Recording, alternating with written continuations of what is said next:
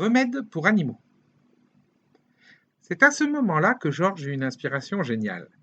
Les médicaments de l'armoire à pharmacie de la maison lui étaient interdits, certes, mais les médicaments que son père gardait dans le hangar près du poulailler, les remèdes pour animaux, étaient-ils interdits, eux? Personne ne lui avait interdit d'y toucher. Georges prit le lourd chaudron déjà rempli aux trois quarts et se dirigea vers la porte qui donnait sur la cour. Il fonça vers le hangar. Son père ne s'y trouvait pas car il faisait les foins dans le pré. Georges entra dans le vieux hangar poussiéreux et posa le chaudron sur un banc. Puis il regarda l'étagère, il y avait 5 grandes bouteilles, 2 remplies de pilules et de dragées, 2 de liquide et une de poudre. Je les utiliserai toutes. La première bouteille contenait une poudre orange.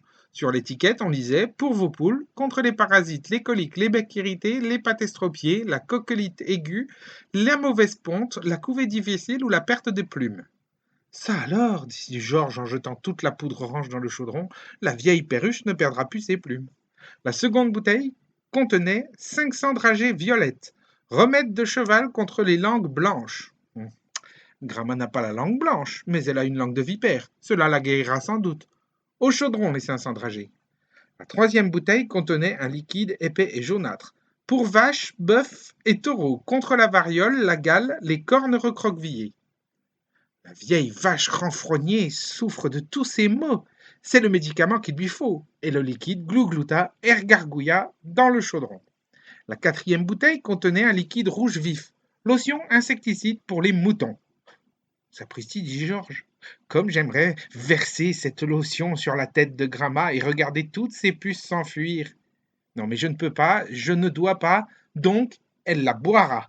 Et il versa le liquide rouge vif dans le chaudron. La quatrième et dernière bouteille de l'étagère était remplie de pilules vert pâle. Pour cochons, contre les démangeaisons, les pieds trop sensibles, les queues en tire-bouchons et autres cochonneries. Exactement ce qu'il faut pour cette vieille truie, dit Georges. Donnons-lui la dose maximum. Il jeta les pilules vertes par centaines dans le chaudron. Sur le banc, il y avait un bout de bois qui servait à mélanger les peintures. Georges le prit pour remuer sa potion magique. Elle était épaisse comme de la crème.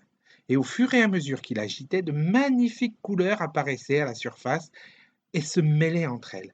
Du rose, du bleu, du vert, du jaune, du brun. Georges remua longtemps pour tout mélanger, mais il restait encore au fond du chaudron des centaines de pilules qui n'avaient pas fondu. En outre, surnageait la vieille houppette à poudre de sa mère. Un gros bouillon, dit-il, et tout sera dissous, se dit Georges. Sur ces mots, il reprit le chemin de la maison en titubant sous le poids de l'énorme chaudron. Il passa devant la porte du garage et entra pour voir s'il trouvait d'autres ingrédients. Il trouva un quart de litre d'huile pour machine, un peu d'antigel et une bonne poignée de graisse. Et enfin, il retourna dans la cuisine.